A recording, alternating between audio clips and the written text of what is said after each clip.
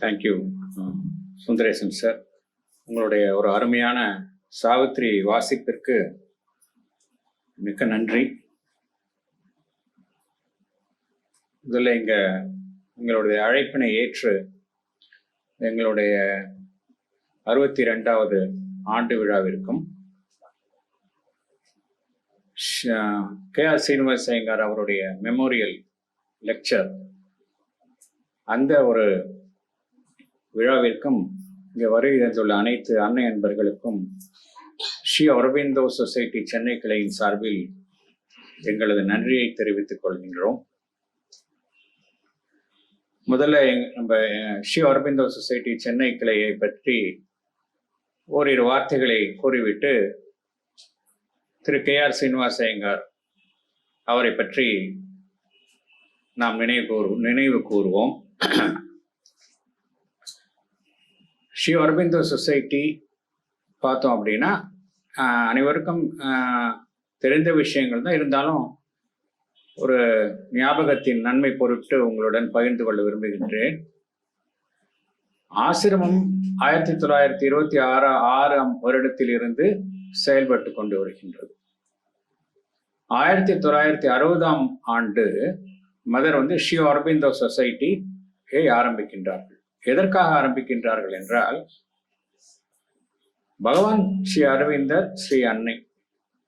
ஆனால் அன்னை ஆரம்பித்தது எதற்காக என்றால், ஸ்ரீ அரவிந்தரனுடைய அந்த டீச்சிங்ஸ் மற்றும் பூரண யோகம் இதனுடைய கருத்துக்களை மக்களுக்கு கொண்டு செல்ல வேண்டும் என்றுதான் ஸ்ரீ அரவிந்தோ சொசைட்டி என்கின்ற ஒரு அமைப்பின் பேரில் நிறைய கிளைகளை நாடெங்கும் மற்றும் உலகில் பல்வேறு பகுதிகளில் ஸ்ரீ அன்னை ஆரம்பித்தார்கள். 1964ஆம் ஆண்டு சென்னை கிளை மதர் ஸ்ரீ அன்னையினுடைய ஆசீர்வாதத்துடன் துவங்கப்பட்டது.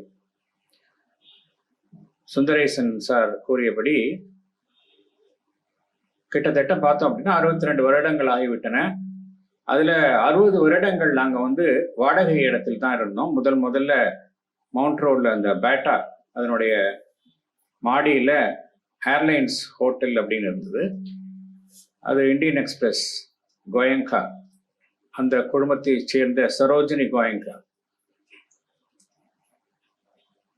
அவங்க மதர் அண்ட் ஸ்ரீ அரவிந்தோ டிவோட்டிங்கனால அதை கொடுத்துருந்தாங்க. அதுல ஒரு 10 வருடங்கள் இருந்தோம். அதற்கப்புறம் number 5 Smith road, mount road பக்கத்துல இருக்கக்கூடிய அந்த கிளையில கிட்டத்தட்ட 50 வருடங்கள் இருந்தோம். அப்புறம் தான் அங்க அந்த இடத்தின் சொந்தக்காரர் அந்த இடத்தை அவருக்கு வேண்டும் என்று எங்களிடம் கூறியதால் நாங்க வேறு இடம் பார்க்க ஆரம்பித்தோம். அப்பதான் ஆரம்பித்தோம். அது அன்னையினுடைய அருளின், பூரண அருளின் மூலமாக இந்த இடம் எங்களுக்கு அமைந்தது. இதுல என்ன புரிந்து கொள்ளணும் என்றால், இந்த மையங்கள் இந்த சென்டர்ஸ் எல்லாம் எதுக்கு இருக்கு அப்படின்னா, இதெல்லாம் எந்த காரணத்தினால ஆசிரமம் அந்த ஒரு கலெக்டிவ் யோகா, ஒரு கூட்டு குழு அந்த முயற்சிக்காக ஆரம்பித்ததோ அதனுடைய ஒரு எக்ஸ்டென்ஷன் தான் இந்த சென்டர்ஸ் எல்லாம். அதை நம்ம புரிந்து கொள்ளணும். எதுக்கு என்றால், இந்த கலெக்டிவ் சாதனா அதை செய்வதற்காக ஏற்படுத்தப்பட்டுள்ள மையங்கள் தான் இந்த ஸ்ரீ அரவிந்தோ சொசைட்டி சென்னை, இன்னும் மற்ற பல. இப்ப எங்க கிளையை எடுத்துக்கிட்டோம் அப்படின்னா, நிறைய ஸ்டால்வர்ட்ஸ் இதை பொறுப்பேற்று நடத்தி வந்துள்ளார்கள். திரு சி.டி. ஐயர், ஆழ்வார் சார் போன்றவர்கள் மிக திறம்பட நடத்தி வந்தார்கள். இதுல நாங்க நிறைய, ஏன்னா அன்னையினுடைய நோக்கம் என்ன அப்படின்னா, இந்த சென்டர்ஸ் எல்லாம் மேயர் அவங்க தியானம் செய்வதற்கு மாத்திரம் அல்ல, தியானம் செய்வதற்கும் தான், பட் அதற்கு மாத்திரம் அல்ல. முக்கியமா என்ன அப்படின்னா, மெயினா பகவானினுடைய கருத்துக்களையும் ஸ்ரீ அன்னையினுடைய கருத்துக்களையும் மக்களுக்கு கொண்டு செல்லணும். அதுதான் முக்கியமான நோக்கம். அந்த நோக்கத்தை கருத்தில் கொண்டு நாங்க இங்க நிறைய செயல்பாடுகள் நாங்க செய்கின்றோம். ஞாயிற்றுக்கிழமை தோறும் இந்த கூட்டு தியானம், கலெக்டிவ் மெடிடேஷன் நடைபெறுகின்றது. அப்புறம் ஆன்லைன்ல பகவானினுடைய முக்கியமான படைப்புகள்லாம் வந்து ஆன்லைன்ல நாங்க அதுல செஷன்ஸ் கண்டக்ட் பண்றோம். Live divine, Savitri, the human cycle, இதெல்லாம் தொடர்ந்து நடைபெற்று கொண்டே இருக்கின்றது. இன்ஃபேக்ட் இந்த கொரோனா வந்த பிறகு பார்த்தோம் அப்படின்னா, கொரோனா அப்படிங்கிறது ஒரு அட்வர்சிட்டி, ஒரு பாதகமான ஒரு செயல் அப்படின்னு நம்ம பார்க்குறோம். அதே பாதகமான செயல்ல ஒரு சாதகமான நிகழ்வு என்ன அப்படின்னா, நிறைய பேருக்கு வந்து இந்த ஆன்லைன்ல கலந்துக்கிறது அப்படிங்கிற ஒரு வழிக்கு அனைவரும் தள்ளப்பட்டார்கள். அதனால என்ன ஆச்சு அப்படின்னா, நிறைய பேருக்கு போய் சேருது. இப்போ லைவ் டிவைன் கிளாஸ் அப்படின்னா நிறைய இந்த தமிழ்நாட்டில் மாத்திரம் இல்லை, உலகெங்கிலும் கலந்து கொள்கின்றார்கள். இது போல ஒவ்வொரு சனிக்கிழமையும் மாலை 4 மணிக்கு சத்சங் கண்டக்ட் பண்றோம். முதல்ல எல்லாம் சத்சங் கண்டக்ட் பண்ணோம் அப்படின்னா ஒவ்வொரு ஞாயிற்றுக்கிழமையும் எங்களுடைய சென்டர்ல காலை 10 மணிக்கு ஆரம்பிப்பாங்க. அதுல வெகுசிலா இருக்கு, நிறைய பேர் கலந்துக்க ஆரம்பிச்சாங்க. அப்புறம் நாளடைவுல வந்து அவங்களுக்கு இந்த நகரத்துல வந்து போக்குவரத்து பிரச்சனையினால நிறைய பேரால நேரில் கலந்துக்க முடியல.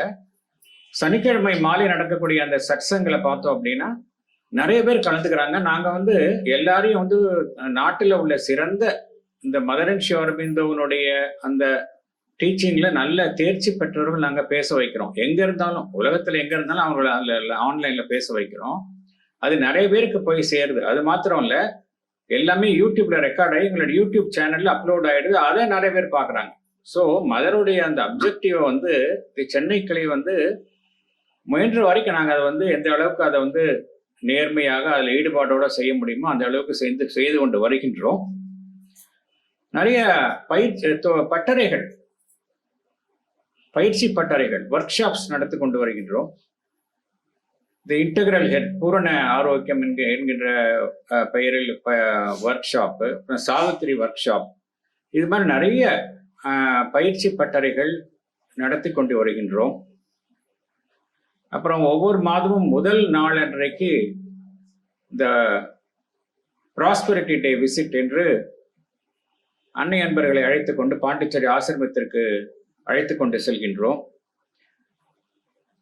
அப்புறம் முக்கியமாக கடந்த ஒரு 1.5 வருடங்களாக குழந்தைகளுக்காக இந்த பூரண இன்டெகிரல் எஜுகேஷன், அதன் அடிப்படையில் குழந்தைகளுக்காக ஒவ்வொரு ஞாயிற்றுக்கிழமையும் ஆரோ கிட்ஸ் கார்னர் என்கின்ற ஒரு அமைப்பை ஏற்படுத்தி 8 வயதிலிருந்து 12 வயது உள்ள குழந்தைகளை நாங்கள் அவர்களுக்கு பயிற்சி அளிக்கின்றோம். இந்த பயிற்சி வந்து பள்ளியில வந்து கிடைக்காது. ஏன் கிடைக்காது அப்படின்னா, இங்க குழந்தைகளுக்கு வந்து இந்த ரிஃப்ளெக்டிவ் பிராக்டிசஸ், அதாவது நம்மை நாமே உள்நோக்கி பார்த்து நம்முடைய அனைத்து இயக்கங்களையும் உள்நோக்கி பார்ப்பதற்காக பயிற்றுவித்தல். இந்த உள்நோக்கி பார்த்தல் என்கின்ற அந்த பழக்கத்தை குழந்தைகள் இருந்து எவ்வாறு அவர்களுக்கு பயிற்றுவிப்பது என்பதுதான் இந்த ஆரோ கிட்ஸ் இந்த அமைப்பினுடைய நோக்கம். இதில் ஒவ்வொரு கிட்டத்தட்ட பார்த்தோம் அப்படின்னா ஒரு 20 குழந்தைகள் கலந்து கொள்கின்றார்கள், பயனடைகின்றார்கள். அவருடைய பெற்றோர்கள் எல்லோருமே வந்து அந்த பயனை வந்து எங்களுடன் பகிர்ந்து கொள்கின்றார்கள். அப்புறம் எங்களுடைய சொசைட்டில ஒவ்வொரு மாதமும் பார்த்தோம் அப்படின்னா ஹவுஸ் ஜேர்னல், ஆனந்த சாகர் என்கின்ற ஒரு புத்தகம் மேகசின் வருகின்றது. அதனுடைய பிரதியையும் உங்களுக்கு எல்லாம் பகிர்ந்து கொள்கின்றோம். அதில் நிறைய பகவான் ஸ்ரீ அரவிந்தர் அன்னையினுடைய கருத்துக்களை தாங்கிய கட்டுரைகள் வந்து கொண்டு இருக்கின்றன. ஒவ்வொரு வருடம் பார்த்தோம் அப்படின்னா சென்னை புக் ஃபேர் வந்து ரொம்ப பாப்புலர். கிட்டத்தட்ட 1000 ஸ்டாலுக்கு மேல போடுறாங்க. எவ்வளவோ கோடி மக்கள் அதை வந்து பார்வையாளர்களாக வருகின்றார்கள். எங்களுடைய ஸ்டால் வந்து கடந்த ஒரு 5 வருடங்களாக நாங்க பங்கேற்று வருகின்றோம். நிறைய புதிய அன்னை அரவிந்தர் பற்றி தெரியாத நபர்களுக்கு அந்த அறிமுகம் செய்து வைக்கும் ஒரு பணியை இந்த புத்தக கண்காட்சி செய்து கொண்டு வருகின்றது. அதில் நாங்கள் பங்கேற்கின்றோம். இதெல்லாம் பார்க்கும் பொழுது இந்த மையத்தை வந்து எவ்வாறு பயன்படுத்திக் கொள்வது என்பது நம்முடைய கையில் தான் இருக்கின்றது. ஏன்னா இந்த மையத்தில் வந்தா என்ன நடக்கும் அப்படின்னா, உணர்வு நிலையை வந்து ஒரு ஏற்றம் அடையும். இது எல்லாமே வந்து உணர்வு நிலை, இதெல்லாம் வந்து உணர்வு நிலையினுடைய ஒரு ஒருமுகப்படுத்துதல் தான் இங்க நடைபெறுகின்றது. எல்லா சென்டர்ஸும் பார்த்தோம் அப்படின்னா they are all centres of consciousness. இங்க வருவதன் மூலமாக என்ன நடைபெறுகின்றது என்றால், நாம் திறவாக இருக்கும் பட்சத்துல நம்முடைய உணர்வு நிலையில ஒரு ஏற்றம் ஏற்படுவதை காணலாம். ஆகையினால இந்த மையங்களை பயன்படுத்திக் கொள்வது என்பது நம் கையில் தான் இருக்கின்றது. அதை நாம் எப்பொழுதுமே கவனத்தில் கொள்ளணும். உணர்வு நிலை உயரும் பொழுது என்ன நடைபெறுகின்றது என்றால், நம்மால் வாழ்வினுடைய அனைத்து பிரச்சனைகளையும் திறமாக கையாள முடியும். நம்ம ப்ராப்ளத்தை என்ன சொல்றாங்க, அது இருக்கக்கூடிய தளத்தில் இருந்தே நம்மால் சமாளிப்பதை விட உயர்வான தளத்தில் இருந்து அந்த பிரச்சனையை கையாளும் பொழுது நமக்கு இந்த விடை கிடைக்கும். இந்த கான்சியஸ்னஸ் நம்ம ரைஸ் பண்ணோம் அப்படின்னா எல்லா பிரச்சனைகளுக்குமான ஒரு சரியான தீர்வை நம்மால் அணுக முடியும். ஸோ அதற்காகத்தான் இந்த மையங்கள் எல்லாம் செயல்படுகின்றன. ஏனென்றால் நாம் எல்லோருமே பொதுவாக ஆர்டினரி கான்சியஸ்னஸ் தான் இருக்கிறோம். இது மாதிரி மையங்களுக்கு வரும்போது என்ன நடைபெறுகின்றது என்றால், அந்த கலெக்டிவ் யோகா என்கின்ற அந்த கூட்டு முயற்சியினால அனைவருடைய உணர்வு நிலையும் உயர்த்தப்படுகின்றது. இதுல எவ்வாறு பங்கேற்பது என்பதுதான் கேள்வி. எவ்வாறு பங்கேற்பது என்பதற்கு அன்னை என்ன கோருகின்றார்கள், தியானம் செய்வதை விட பை சர்வீஸ், அதில் தான் நம்மால பங்கேற்க முடியும். மதர் என்ன சொல்றாங்க, ரொம்ப கிளியரா சொல்றாங்க. என்ன சொல்றாங்க அப்படின்னா, தியானம் செய்வதை விட ஒருவர் அர்ப்பணிக்கப்பட்ட அந்த பரம்பொருளுக்கு, இறைவனுக்கு, அன்னைக்கு அர்ப்பணிக்கப்பட்ட பணியின் மூலம் ஒருவர் வெகு சுலபமாக அந்த நமக்குள்ள இறை சாநித்தியத்தை அடைய முடியும் அப்படிங்கிறாங்க. தியானம் செய்வதை விட அப்படிங்கிறாங்க. ப்ரொவைடட் அந்த வேலையை நம்ம அர்ப்பணிக்கப்பட்ட வேலையாக செய்யும், கான்செக்ரேட்டட் ஒர்க். அதற்கெல்லாம் ஒரு வாய்ப்பு. அதனால ஒரே ஒரு என்ன விஷயம் அப்படின்னா, இங்க எந்த அளவுக்கு நம்ம வாலண்டியரா இங்க இருக்கக்கூடிய அந்த சேவைகளில் பங்கேற்கிறோமோ அந்த அளவுக்கு நம்மால நம்மை உயர்த்தி கொள்ள முடியும் என்பதை நாம் உணர வேண்டும். இப்ப doctor KR Srinivasa Iyengar memorial lecture பார்த்தோம் அப்படின்னா, கிட்டத்தட்ட 25 வருடங்களாக அந்த மெமோரியல் லெக்சர் நடந்து கொண்டு வருகின்றது. இந்த என்டோமெண்ட் அறக்கட்டளை doctor K. Venkata Subramaniam, former vice chancellor of Pondicherry university, அவரால் இந்த அறக்கட்டளை ஏற்படுத்தப்பட்டுள்ளது. நிறைய தேர்ந்தெடுத்த நல்ல பகவான் ஸ்ரீ அரவிந்தர், ஸ்ரீ அன்னை அவர்களுடைய கருத்துக்களை நல்ல ஆழமாக ஊறியுள்ள அன்பர்களை அழைத்து நாங்கள் இங்க உரையாற்ற சொல்கின்றோம், ஆங்கிலத்திலும் தமிழிலும். KR சீனிவாச ஐயங்காரை பத்தி நம்ம சொல்லணும் அப்படின்னா, அப்கோர்ஸ் அவரை பத்தி ரொம்ப விரிவாக திரு சீனிவாசன் சார் பேசுவார். ஒரு வார்த்தைகளை நான் உங்களுக்கு சொல்கின்றேன். 1945-6 அவர் எழுதிய ஸ்ரீ அரவிந்தனுடைய வாழ்க்கை வரலாறு, பயோகிராஃபி, அதை ஃபர்ஸ்ட் அண்ட் செகண்ட் டிராஃப்ட் அதை பகவானே வாசித்து அதில் மாற்றங்களை செய்தார். ஸோ அந்த அளவுக்கு பெருமை வாய்ந்தது. 1945 அது வந்துவிட்டது ஃபர்ஸ்ட் காப்பி. அதுக்கப்புறம் 1952 ஃபர்ஸ்ட் எடிஷன் வந்தது. அப்படின்னால அன்னையினுடைய முழு ஒப்புதலுடன் தான் அந்த ஸ்ரீ அரவிந்தோவை பற்றிய புக்கு, ரொம்ப அருமையான புக் வந்திருக்கு. அது மாத்திரம் இல்லை, ஆன் த மதர் அப்படிங்கிற ஒரு புக்கும் KR சீனிவாச ஐயங்கார் எழுதியிருக்கிறார். அது எப்போ வந்தது அப்படின்னா, அதுவும் 1952 அதோடைய ஃபர்ஸ்ட் மேனுஸ்கிரிப்டும் வந்துருச்சு. அப்புறம் ஒரு ரிவைஸ்ட் எடிஷன் 1985 வந்திருக்கு. அப்பேற்பட்ட ஒரு மிகச்சிறந்த ஈடுபாடு உடையவர். பகவான் அன்னையிடம், பகவான் ஸ்ரீ அரவிந்தரிடமும் அவருடைய கருத்துக்கள் ஆழ்ந்து ஊறியவர். அவர் எப்பொழுதுமே பார்த்தோம் அப்படின்னா அன்னையிடம் நெருங்கிய தொடர்புடையவர். தன்னுடைய பிறந்த நாளை கூட அன்னையிடம் தெரிவிக்க கூடாது, தெரிவித்து அவர்களுக்கு தொல்லை கொடுக்க கூடாது என்று எண்ணுபவர். இருந்தாலும் பார்த்தோம் அப்படின்னா, அவர் ஆந்திரா யூனிவர்சிட்டி வைஸ் சான்சலர் இருக்கும் பொழுது அவருடைய 60வது பிறந்த நாளை அவர் ரொம்ப ஒரு எளிமையாக கொண்டாடி கொண்டிருந்த பொழுது அன்னையிடமிருந்து அவருக்கு வாழ்த்து தந்தி வருகின்றது. அந்த அளவுக்கு நெருக்கமானவர்.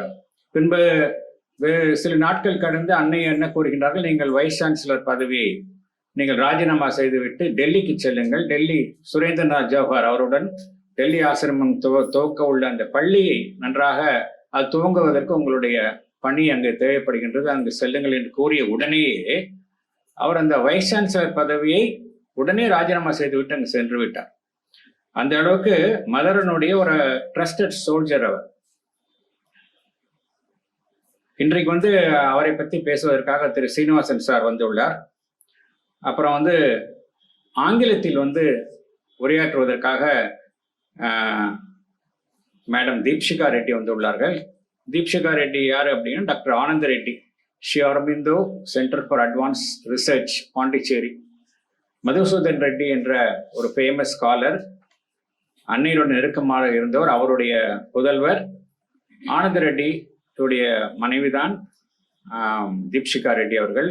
தீப்ஷிகா ரெட்டி பார்த்தோம் அப்படின்னா அவர்கள் கிட்டத்தட்ட ஒரு 23 வயதிலேயே ஆசிரமம் வந்து விட்டார்கள்.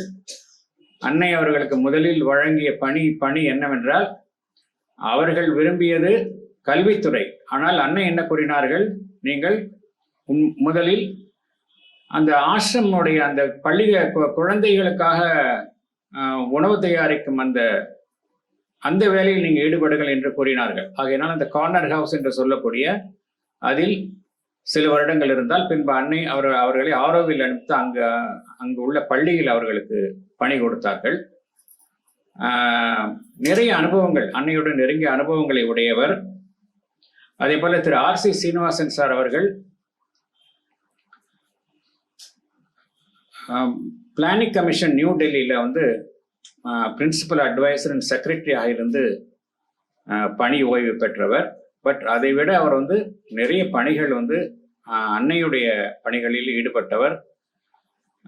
அன்னையினுடைய சில புத்தகங்கள், பகவான் ஸ்ரீ அரவிந்தனுடைய புத்தகங்கள் வெளிவருவதற்கு அவர் டெல்லியில் இருந்து கொண்டே அந்த பப்ளிகேஷன்ஸ் டிவிஷன்ஸ் மூலமாக வெளிவருவதற்கு அரும் பணியை ஆற்றியவர். ஆகையால இரு பேரும்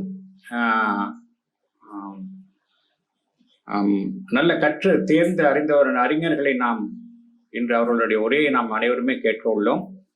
ஆகையினால அவர்கள் அனைவரும் எங்களுடைய வேண்டுகோளுக்கு இணங்கி இந்த விழாவில் பங்கு கொண்டு உரையாற்றுவதற்கு சம்மதித்த தீப்ஷிகா ரெட்டி அவர்களுக்கும் திரு சீனிவாசன் சார் அவர்களுக்கும் எங்களுடைய மனமார்ந்த நன்றி. அவர்களை வரவேற்கின்றோம்.